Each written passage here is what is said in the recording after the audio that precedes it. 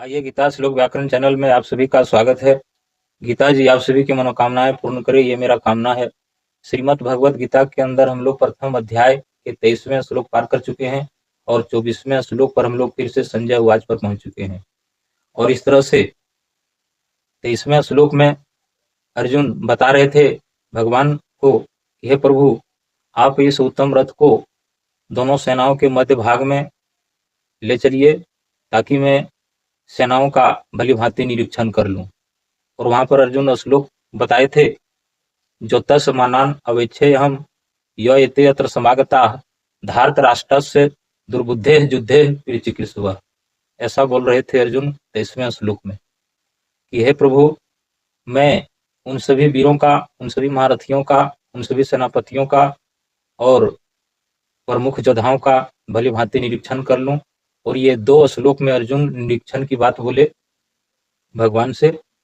और ये आपको 22वें नंबर के श्लोक में भी अर्जुन बोले थे, जावत एतान निरीक्षेयम योद्धुकमान अवस्थितान के मया सह योद्धव्यम अस्मिन रण समुद्र में।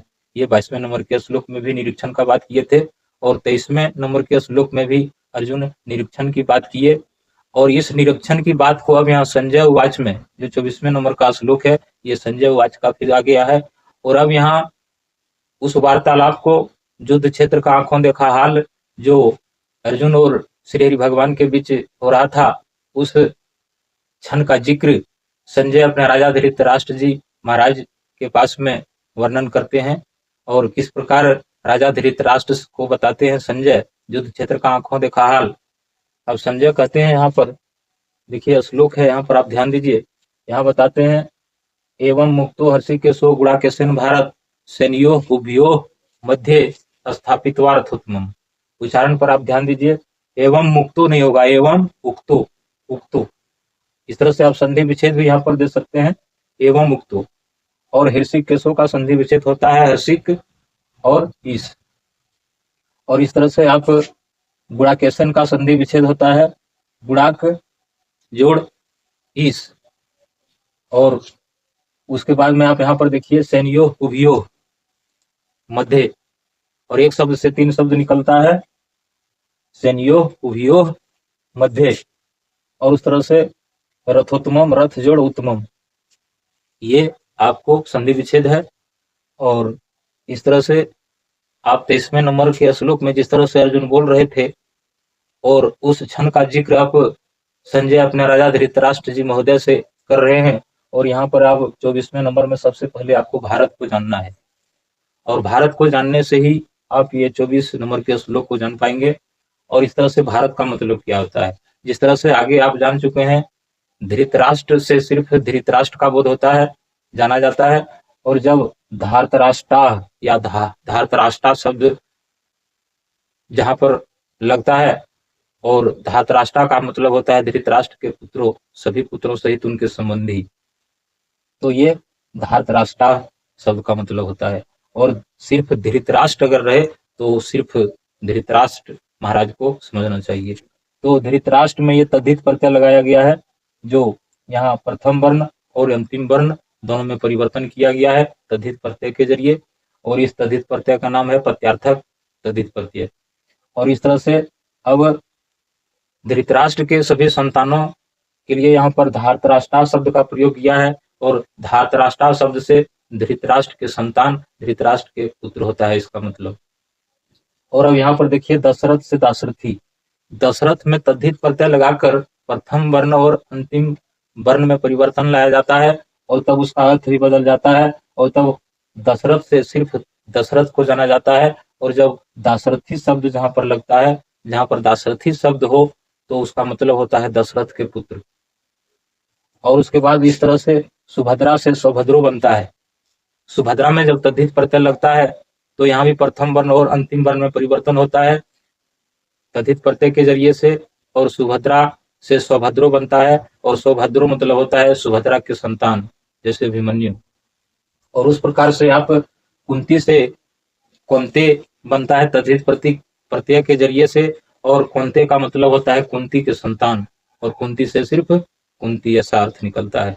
और उस तरह से आप यहाँ पर देखिए भारत से बनता है भारत, यहाँ पर देखिए, भरत से बनता है भारत, और भरत से राजा भरत को जाना जाता है।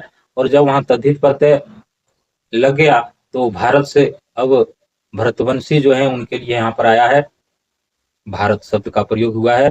और ये भारत शब्द किसके लिए आया है? धृतराष्ट्र के लिए। तो अब संजय कहते हैं कि हे राजन, भारत, पहले भारत को जानिए।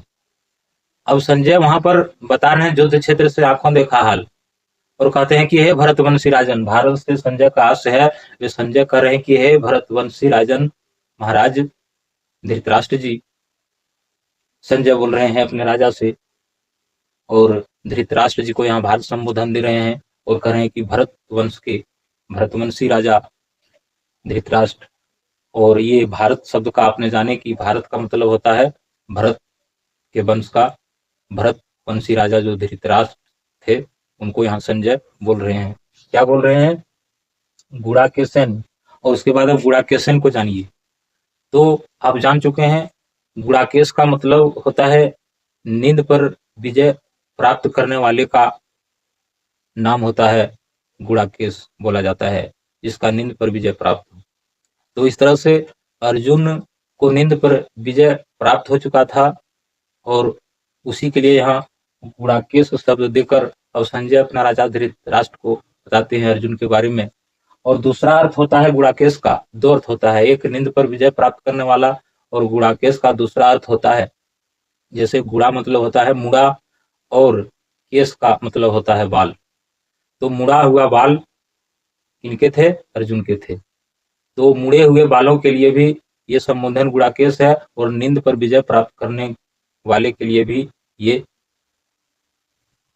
शब्द प्रयुक्त हुए हैं। तो इस तरह से अब कहते हैं कि अर्जुन ने क्या किया? अर्जुन ने तो अब यहाँ फिर हर्षिकेशो है। तो गुड़ाकेशन का मतलब आप जाने कि अर्जुन को बोला गया है गुड़ाकेश, और क्यों बोला गया है वो भी आप जाने। और उसके बाद अब हर्षिकेशो शब्द को जानिए। तो हर्षिक नाम इंद्रियों का है, ये जो हमारे ज्ञानेन्द्रिय है, ये जो हमारे दृष्टेंद्रिय है, और ये जो हमारे श्वसन इंद्रिय है, ये जो हमारे भोजन इंद्रिय है, ये जो हमारे ग्रासेंद्रिय है, ये जो हमारे वैश्वेंद्रिय है, और ये हमारे जननेन्द्रिय है, और हमारे जो मलेंद्रिय है। तो इस तरह से जितने भी तरह के इंद्रिय है, सर्वेंद्रिय है, रसेंद्रिय है, तो इस तरह से जितने भी तरह के हमारे इंद्रियां हैं, इन सभी इंद्रियों के स्वामी प्रभु हैं, भगवान हैं, श्री हरि हैं। तो वे प्रभु इस इंद्रियों को जीतने वाले हैं, और इस इंद्रियों को जो स्वामी है उसके लिए यहाँ ईश शब्द आया है, इंद्रियों के ईश्वर के लिए यहाँ पर ईश शब्द आया है, तब होता है हर्षिकेश। और इसमें अब क्या हुआ है? अब देखिए, जब ये संधि हो जाता है तो वहां ई काय बन जाता है। यहाँ भी देखिए वर्णों में परिवर्तन होता है, संधि होता है तो हर्षिक जोड़ीस, और अब यहाँ पर जब संधि विच्छेद होता है तो हर्षिक जोड़ीस, और ये जब संधि हो जाता है तो हर्षिक केस हो जाता है। अब यहाँ पर ये है क में एकार, तो ये अब यहाँ ए का ई बन जाता है, तो ईस होता है। तो इस तरह से हर्षिक नाम इंद्रियों का है, और ईस है परमात्मा का नाम, भगवान का नाम, अधिष्ठात्री देवता का नाम। तो इस तरह से हमारे इंद्रियों के ईश्वर कौन है? वही प्रभु हैं, इसलिए उन्हें हर्षिकेश कहा गया है। और ये आपने हर्षिकेश को जाने कि हमारे जो सभी इंद्रियां हैं इसको हर्षिक बोला जाता है, और इस जो भगवान है, और ये दोनों हर्षिक और ईश को मिलाकर के तब बनता है हर्षिकेश। हर्षिक और ईश दोनों को मिलाकर तब बनता है हर्षिकेश। तो आप जाने कि हर्षिकेश का मतलब क्या होता है? हर्षिकेश का मतलब होता है इंद्रियों के स्वामी जो है उसी को हर्षिकेश बोला जाता है। तो हमारे मन इंद्रियों को सभी से ऊपर रहने वाले, सभी को चलाने वाले, सभी को जीतने वाले, सभी पर आधिपत्य करने वाले, सभी के मालिक ये हमारे जो प्रभु हैं वे हैं, और उन्हें हर्षिकेश कहा जाता है।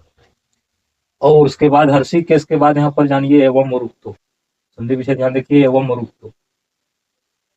एवं और उक्तो का मतलब होता है, उक्तो मतलब कहने पर या बोलने पर, बोलना कहना, ये होता है उक्तो मतलब बोलना। और एवं मतलब इस प्रकार। तो ये आपने जाने की एवं उक्तो मतलब होता है इस प्रकार कहने पर, इस प्रकार बोलने पर। अब इसका अर्थ लीजिए, इस प्रकार बोलने पर भगवान कृष्ण ने अर्जुन को जब इस प्रकार बोले, यहाँ पर बोलते हैं कि भारत, हे धृतराष्ट्र महाराज। भारत संबोधन किसका है? महाराज धृतराष्ट्र के लिए यहाँ पर भारत शब्द प्रयोग हुआ है। और ये अब संजय अपने राजा धृतराष्ट्र जी महाराज को बता रहे हैं कि हे राजन, गुड़ाकेश अर्जुन के इस प्रकार कहने पर हर्षिकेश भगवान ने, अर्जुन के इस प्रकार कहने पर भगवान ने सेनयोः उभयोः मध्य, भगवान ने क्या किए? सेनयोः उभयोः मध्य। अब सेनयोः और उभयोः और मध्य को जानिए। तो सेनयोः मतलब होता है सेनाओं को, और उभयोः मतलब होता है दोनों को, और मध्य मतलब तो जानते हैं मध्य। तो इस तरह से भगवान ने सेनाओं के मध्य भाग में, दोनों सेनाओं का जहां मध्य भाग था वहां पर जाकर के और स्थापितवा, खड़ा कर दिए। क्या खड़ा कर दिए? तो रथोत्तमम, जो श्रेष्ठ रथ, उत्तम रथ, सुंदर रथ, ऐसे महान रथ को दोनों सेनाओं के मध्य भाग में भगवान खड़ा कर दिए, इस तरह से अर्जुन के कहने पर। तो इस तरह से आप यहाँ पर यह भी देखते हैं कि अर्जुन के आदेशानुसार श्री हरि भगवान ने सुंदर उत्तम रथ को दोनों सेनाओं के मध्य भाग में खड़ा कर दिए। ये बिल्कुल निश्चित बात है।